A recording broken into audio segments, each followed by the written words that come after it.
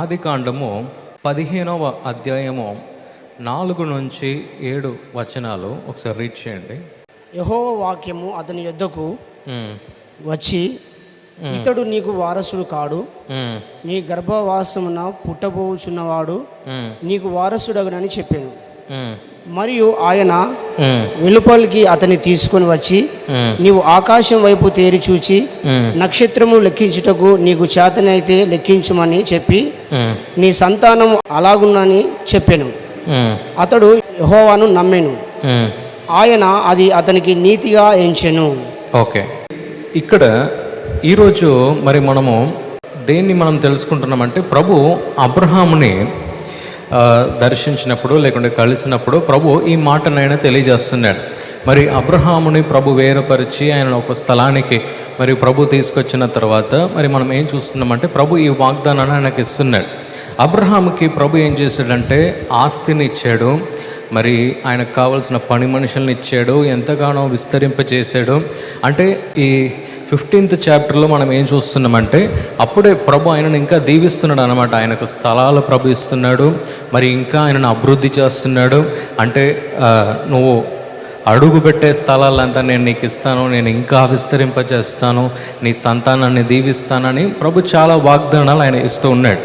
కానీ అబ్రహాము ఒక్క స్థలంలో ఆయన చాలా బాధపడ్డాడు, లేకుంటే చాలా ఆలోచించాడు ఆయన లైఫ్లో. ఎక్కడంటే, మరి సంతానం నాకు లేదు కదా అని చెప్పేసి అబ్రహాము ఆయన ఏం చేశాడంటే ఆ విషయంలో ఆయన చాలా బాధపడుతున్నాడు. మరి ప్రభు ఈ వాగ్దానాన్ని ఆయనకి ఇచ్చేసాడు. ఏమనంటే, నీ సొంత వారసులే వాళ్ళు ఏమవుతారంటే, నేను నీకు ఇచ్చే ఆస్తి అంత వారు స్వాధీనం వారు చేసుకుంటారు, లేకుంటే వారికే పోతుందని చెప్పేసి మరి ప్రభు ఒక వాగ్దానాన్ని ఆయనకి ఇస్తున్నాడు.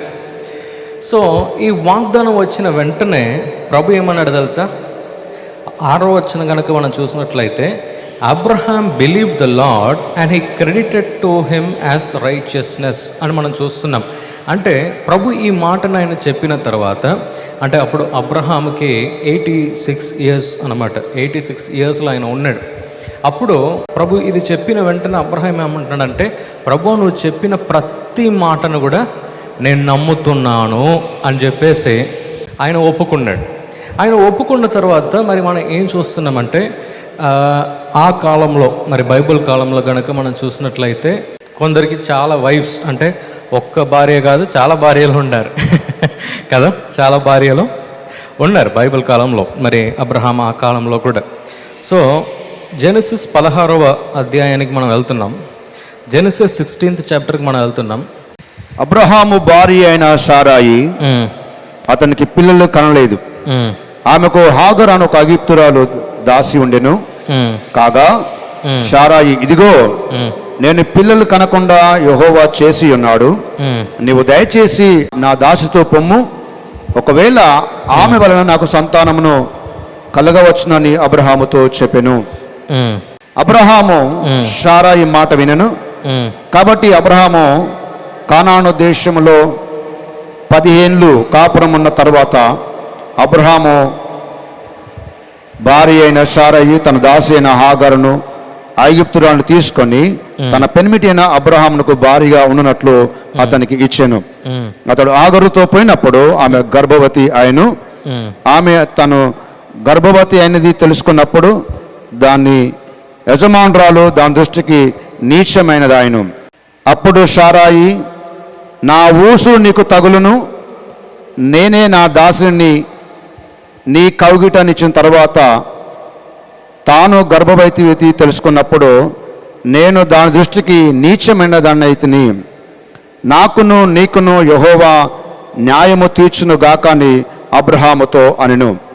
ఏమైందంటే, ప్రభు ఈ వాగ్దానం ఎప్పుడు ఇచ్చాడంటే, మరి సారా ఏమంటుందంటే, మనకు సంతానం లేదు కదా, మీరేం చేయండి అంటే, మన ఇంట్లో ఉన్న పని మనిషి అయిన హాగారుని నేను మీకు భార్యగా నేను ఇస్తాను, మీరేం చేయండి అంటే, మరి సంతానం కలిగితే నేను దాని ద్వారా నా కుటుంబాన్ని నేను రైస్ చేస్తాను, లేకుంటే నా కుటుంబాన్ని నేను ముందుకు నడిపిస్తానని చెప్పేసి మరి అక్కడ సారా వచ్చి అడుగుతుందన్నమాట.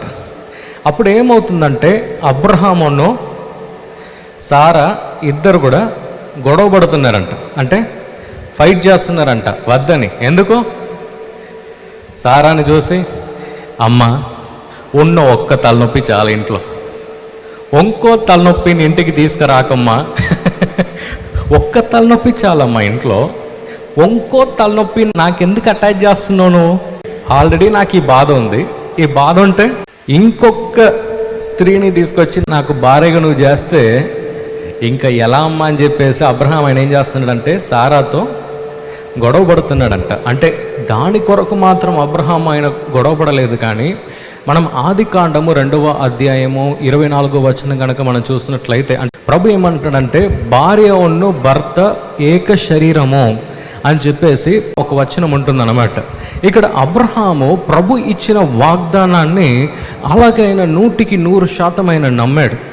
ఏమనైనా నమ్మాడంటే సారా ద్వారా మాత్రమే నాకు సంతానం కలుగుతుంది, మరి సారా ద్వారా కలిగే ఈ సంతానముతో ప్రభు నన్ను ఎంతగానో ఆయన దీవిస్తాడని చెప్పేసి అబ్రహాం ఎంతో ఆయన నమ్మాడు.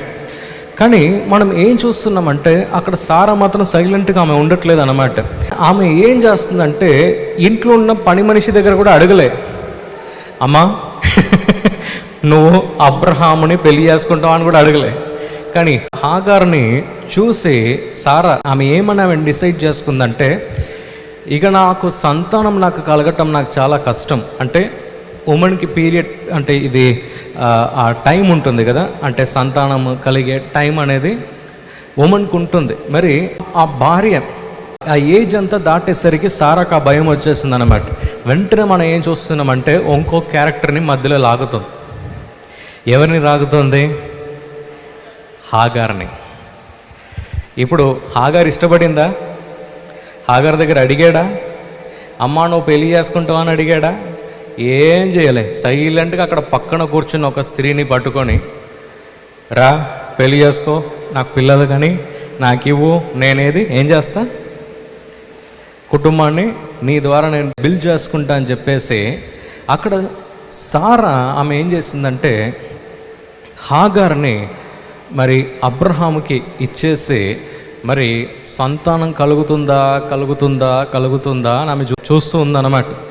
అప్పుడు మనం ఏం చూస్తున్నామంటే చివరికి హాగారు గర్భవతి అయిందనమాట. గర్భవతి అయిన తర్వాత సారా యొక్క క్యారెక్టర్ ఏంటంటే అన్నిటికీ గొడవకి వెళ్తుంది. అంటే మనం క్యారెక్టర్ స్టడీ కనుక మనం చేస్తే బైబిల్లో చిన్న చిన్న దాన్ని కూడా పెద్దగా చేస్తుంది అనమాట. యూజువల్గా బైబిల్లో సారా యొక్క క్యారెక్టర్ అలా ఉంటుంది. సో వెంటనే యూజువల్గా ఎవరైనా గర్భవతి అయితే అబ్బా నా బిడ్డ అని చాలా సంతోషపడతారు కదా యూజువల్గా. సో అలాంటి టైంలో మనం ఏం చూస్తున్నామంటే సారా అది చూసి ఆ సారాకి నచ్చలే. అప్పుడు సారా ఏం చేస్తుందంటే ఘోరంగా టార్చర్ చేసింది. ఎవరిని? హాగర్ని.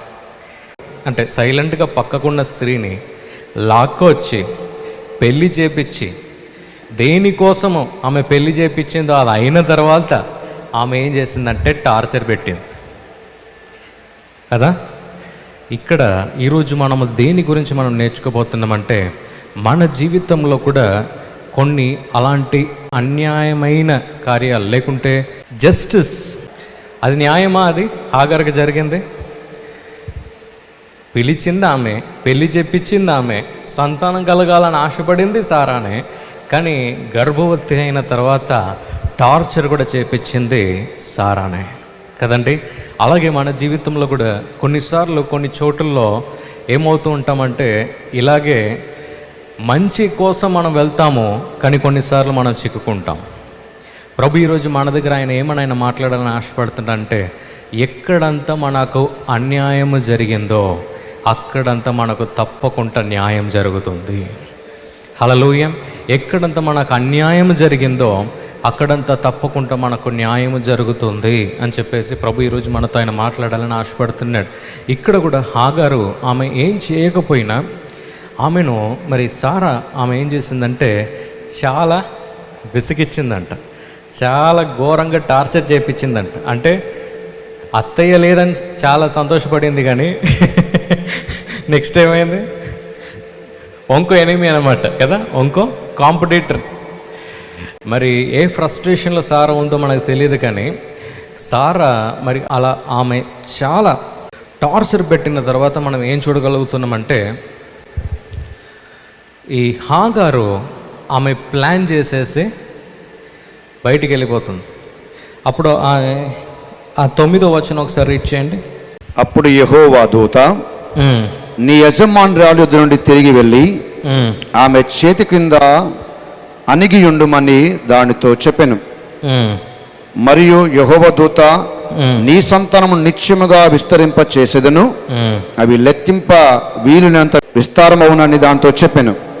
మరియు యెహోవా దూత ఇదిగో యెహోవా నీ మొర వినెను, నీవు గర్భవతి అయి ఉన్నావు, నీవు నీ కుమారుని కని అతనికి ఇష్మాయేలు పేరు పెట్టుదువు. ఇష్మాయేలు అని పేరు పెట్టుదువు. ఇక్కడ మనం ఒకటి గమనించవలసింది ఒకటి ఉంది. హాగారు గురించి చాలా అక్కడ రాయబడి లేదు, కానీ అంటే ఆమె క్యారెక్టర్ గురించి చాలా రాయబడి లేదు, కానీ మనం ఏం చూస్తున్నామంటే ప్రభు ఆమె యొక్క విన్నపము విన్నాడంట. అంటే దానికి అర్థం ఏంది? హాగారు ప్రభు యొక్క సన్నిధిని వెతికే ఒక స్త్రీ అని మనం నేర్చుకోగలుగుతున్నాం, లేకుంటే ప్రభు మీద ఆధారపడే ఒక స్త్రీ అని కూడా మనం నేర్చుకోగలుగుతున్నాం. సో ఆమె గురించి చాలా డీటెయిల్స్ అక్కడ లేకపోయినా అక్కడ హాగారు ఆమె ఏం చేసిందంటే ప్రభు మీద ఆమె ఆధారపడిందంట. అప్పుడు దేవదూత వచ్చి హాగారుతో ఏమని అంటున్నాడంటే, అమ్మ తిరిగి వెళ్ళు. ఎక్కడ వెళ్ళు? ఇక్కడ ఫస్ట్ సారా విసిగిచ్చింది, హాగర్ బయటికి వచ్చేసింది. మరి ఆమె ఏం చేస్తుందంటే ఎస్కేప్ అవుదామని వెళ్తుంది. ఈ మొదటిసారి ఆమె ఎస్కేప్ అయ్యి ఆమె వెళ్ళేటప్పుడు ఆమె ప్లాన్ చేసుకుందనమాట. అంటే నా కొడుకుతోనే నేను ఎలాగే ఎస్కేప్ అయిపోతా, మంచిగా వెళ్ళిపోతా అని చెప్పేసి ఫస్ట్ హాగారు డిసైడ్ చేసింది, బయటికి వెళ్ళింది. దేవుని యొక్క దూత వచ్చి ఏమన్నాడంటే, బయటికి వెళ్ళకు, తిరిగి వెళ్ళు, ప్రభు నిన్ను దీవిస్తాడని ఎవరు చెప్పారు? దేవుని యొక్క దూత చెప్తే ఎవరు చెప్పినట్టు? ప్రభు చెప్పినట్టు కదా. ఇంకోండి, ఒక్కొక్క వ్యక్తితో ప్రభు ఒక్కొక్క విధంలో ఆయన మాట్లాడతాడు. అబ్రహాముతో ప్రభు డైరెక్ట్గా మాట్లాడాడు, ఒకసారి దూతలను కూడా పంపించాడు. కానీ హాగారుకు మాత్రం ప్రభు ఏం చేశాడంటే దేవదూతనే పంపించాడు, ఎందుకంటే ఆమెకు అలాగే అర్థమవుతుందని కదండి. సో మనము మనం ఏం చూస్తున్నామంటే దేవదూత వచ్చి అంటుంది తిరిగి వెళ్ళిపో. ఎక్కడ? భర్త దగ్గరనే. ఆమె కూడా వెళ్ళింది. మరి ఇస్మాయేలు బయటికి వచ్చాడు. అది రీడ్ చేయండి, నెక్స్ట్ వర్స్. మరియు యెహోవా దూత ఇదిగో యెహోవా నీ మొర వినెను, నీవు గర్భవతి ఉన్నావు, నీ కుమారుని కని అతనికి ఇష్మాయేలు అని పేరు పెట్టుదువు. అతడు అడవి గాడిద వంటి మనుషుడు, అతని చెయ్యి అందరిది చేతులు అతనికి విరోధముగా ఉండును. అతడు తన సహోదరులందరి ఎదుట నివసించునని దానితో చెప్పగా, అది చూచుచున్న దేవుడవు నీవే అను పేరు అతనితో మాట్లాడిన యెహోవాకు పెట్టెను. ఏలయనగా నన్ను చూచిన వాని నేనెక్కడ చూసి తిని కదా అని అనుకొని, అందుచేత ఆ నీటి బొక్కకు బెహెల్ దాహరోయి అని పేరు పెట్టెను. సో ఇక్కడ మనం ఏం చూస్తున్నామంటే, ఇక్కడ హాగారు కూడా కూలైంది, తిరిగి భర్త దగ్గర వెళ్ళిపోయింది. సారా ఇచ్చే ప్రతి టార్చర్ని కూడా ఎక్స్పీరియన్స్ చేస్తుంది. అయినా కూడా మనం ఏం చూస్తున్నామంటే హాగార్ అక్కడ సైలెంట్గా ఆమె ఉందన్నమాట. సైలెంట్గా ఉంది. ఆమె ఇచ్చే టార్చర్ అయినా ఏదైనా భరిస్తూ మరి అలాగే ఆమె ముందు గడుపుతూ ఆమె వెళ్తూ ఉందన్నమాట. సో దాని తర్వాత మరి మనము ఈ ప్రోగ్రాం మీకు ఆశీర్వాదకరంగా ఉన్నదని మేము నమ్ముతున్నాం.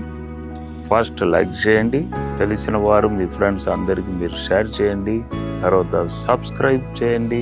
తప్పగా ప్రభు మిమ్మల్ని దీవిస్తాడు. ఇక రాబో వీడియోను కూడా మీరు చూడండి, దీవించబడండి. ప్రభు మిమ్మల్ని దీవించును గాక. God bless you.